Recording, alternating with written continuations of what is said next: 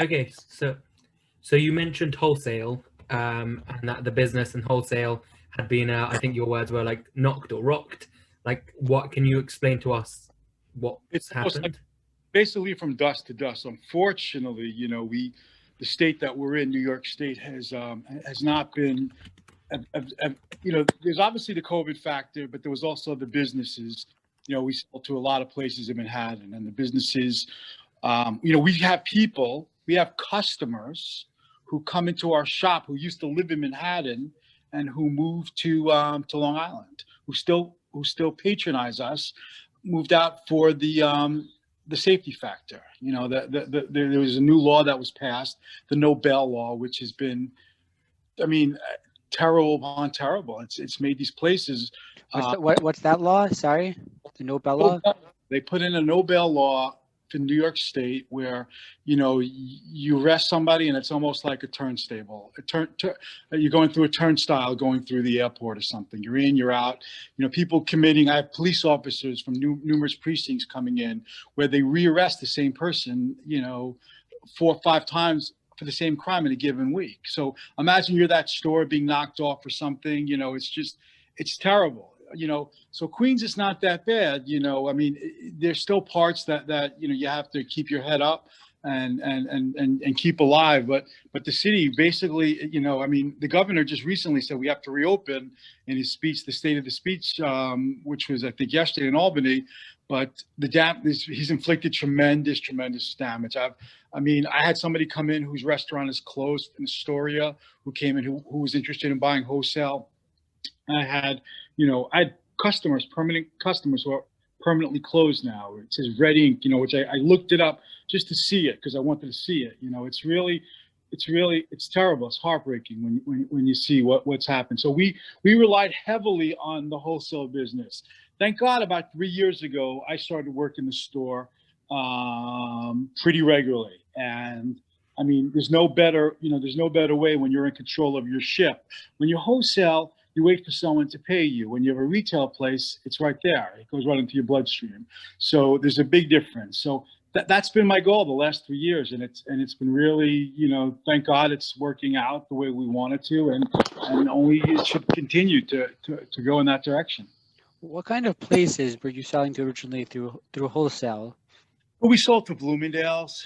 Bloomingdale's took one order. And, I mean, we're talking about, the department store on Third Avenue, like it's a major epicenter for fashion. Like people aren't going to the city. There's no one going to the city now. There's no tourists going to the city. There's no one who's really traveling to the city to spend time there. The Midtown is like dead at night. It's dangerous actually. So we had places in Midtown in Times Square, bars, restaurants, burger joints, Dylan's Candy Bar.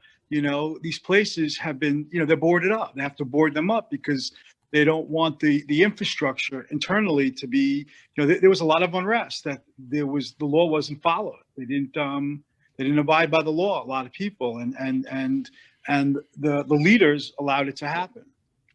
So, And it's not only mm, trickled with me, unfortunately. It's just about every business that, less people in the city. That means less people cleaners, the dry cleaner. I mean, every business. I have a friend who's in the shade business. Nobody wants to rent space in the city, so it's really it's a big problem. are there any thoughts of taking that instead of wholesale through stores and whatever to get into the supermarkets or things like that? The supermarkets is a whole different road. We invested in a company many years ago that was in a supermarket. What people fail to realize, unless you have a very specific product, and we do have a very specific product that you have to pay. It's rent. You got to pay for shelving. You got to pay for shelving. These guys don't usually pay you on time. Most of them are hemorrhaging themselves. It's a big problem. So it's not a place where we want to go. The margins are too small. I mean, you come into my joint, you buy a pint. The pint is over. It's almost $11 for a pint of ice cream. But you know what? You're going to get something that's heavy, much heavier than anything you're buying in the market. You're going to get something. You're going to get something. You're going to get something that's you can't even get it.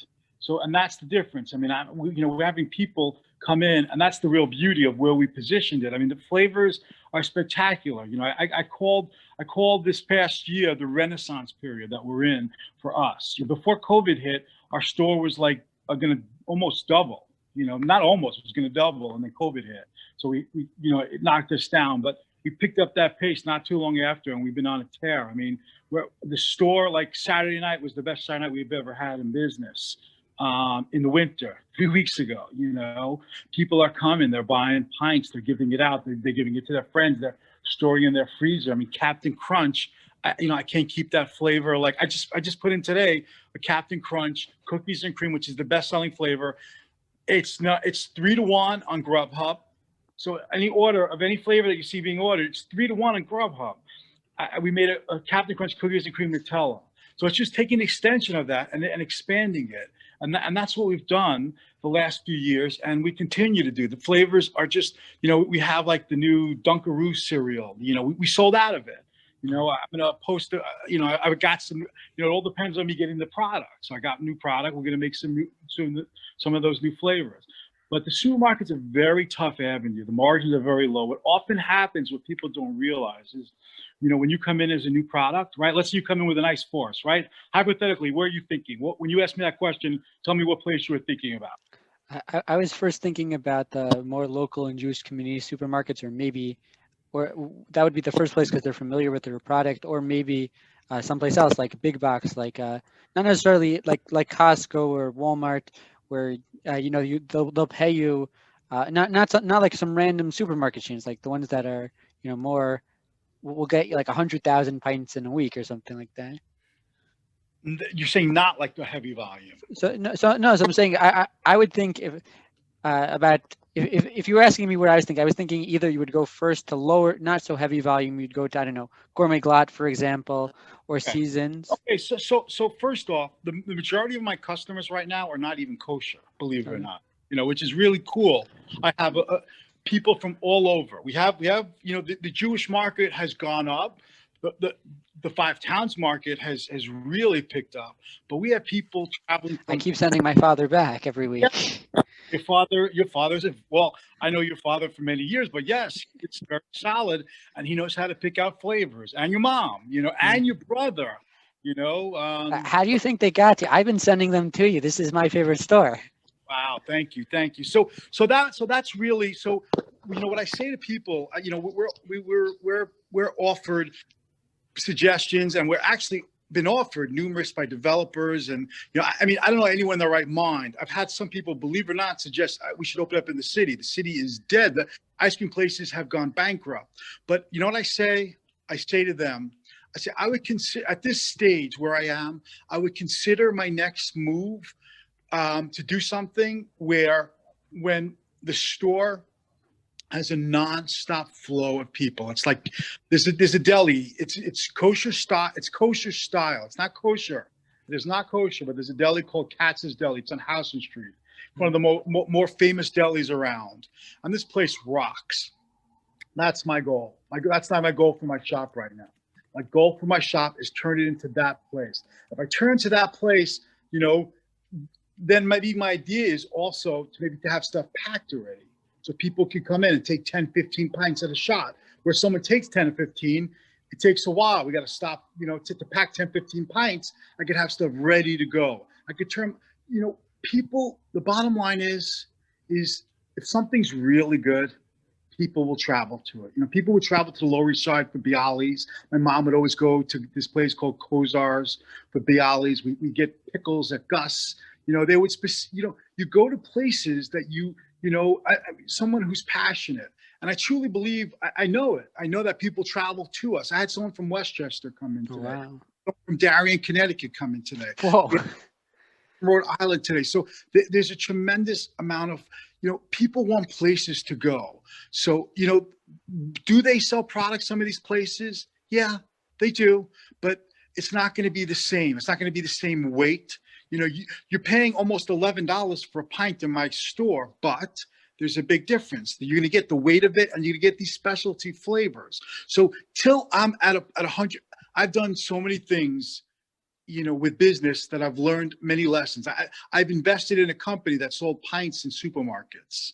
So I understand things that a lot of people don't understand. And I lost all my money with it. You understand? Mhm. So that's a lesson that you don't want to go through, but it's a good lesson because, you know, what people see with their eyes isn't necessarily the truth. And I'm not saying your eyes are deceiving you, but if you go to a place and you see them crazy Saturday night, how are they doing to the rest of the week? You know, when someone wants to buy a business, you know what I tell them? I say, go 2 weeks, go every single day and go for, you know, you got to go for 6-7 hours and stand in the car or stay outside and clock and see what's going on, see what's happening, you know, see what's happening. What's the traffic? Who's going through there?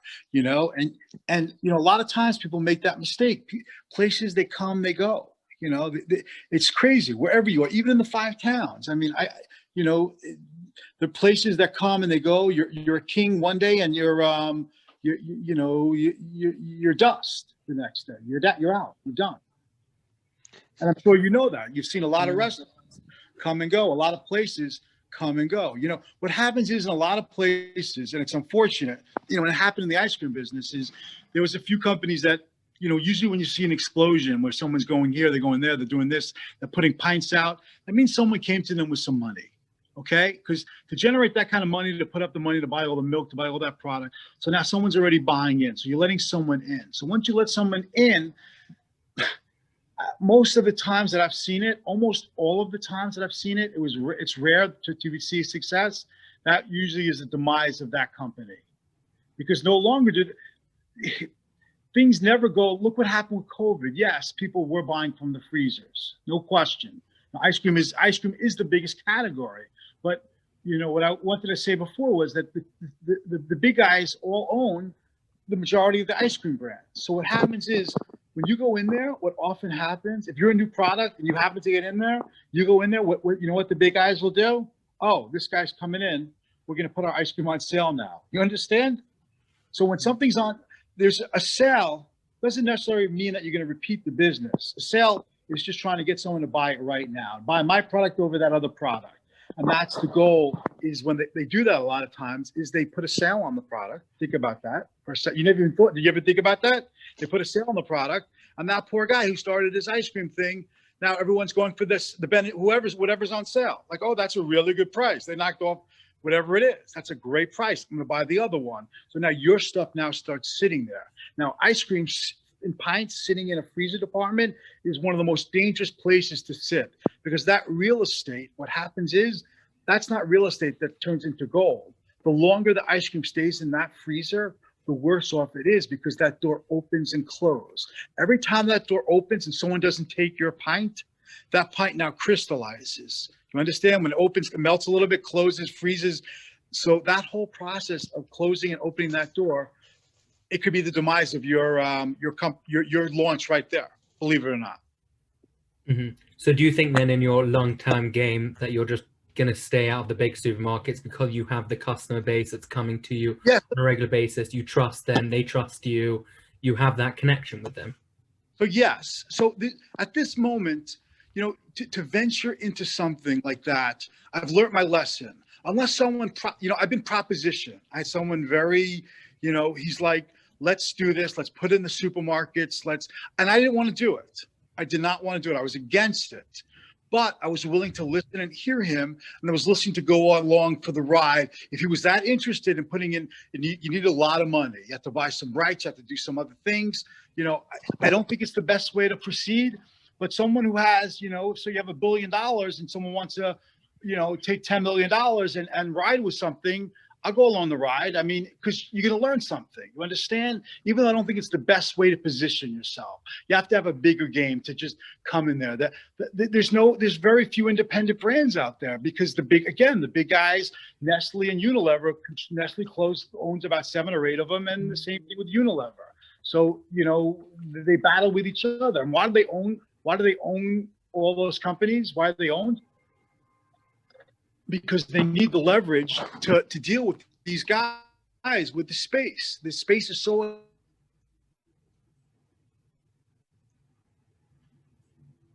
expensive that they have to pay. It's fees. So that usually knocks you out. I've seen so many products. I know a lot of people. I've never met one person who made money You ready for this? In Costco, selling to Costco. I never met one. I've met people who wanted to launch and to give them exposure, but I never met one person that was successful selling to, that made money from Costco. See, the business that I've learned is you got to make money. It's got to start making money. If it's not making money, you can't have this pipe dream because it's too short. That your time is too short. You want to focus on something. So even though the store might seem like it's a little bit of a slower process, and to some degree it is, but it's there and it's growing. The numbers, when you have that kind of number, when you have that kind of data come in that you're doing your best you've ever done in the winter, on a Saturday night in the winter, that you more than crushed your best number, more than doubled, and then you've like literally crushed your any winter number, like flicked it. So that's all the data you need. You know what I'm saying? In where you want to go, where you want to put your time. Look, things take time to build. That's the truth. A lot of people don't understand that. When they see someone like a Gourmet Glatt, you gave an example, there's a lot of people in that business that they hire people in the food business, but there's a people in that's an investment, and there's a lot of different plays going on with something like that. I mean, there's a lot of action with something like that, but there's a lot of, what you don't realize is there's a very big investment, a huge investment, a monstrous investment that, I don't know who owns it now, but whoever undertook that investment, it's a big investment, So do you see that, like,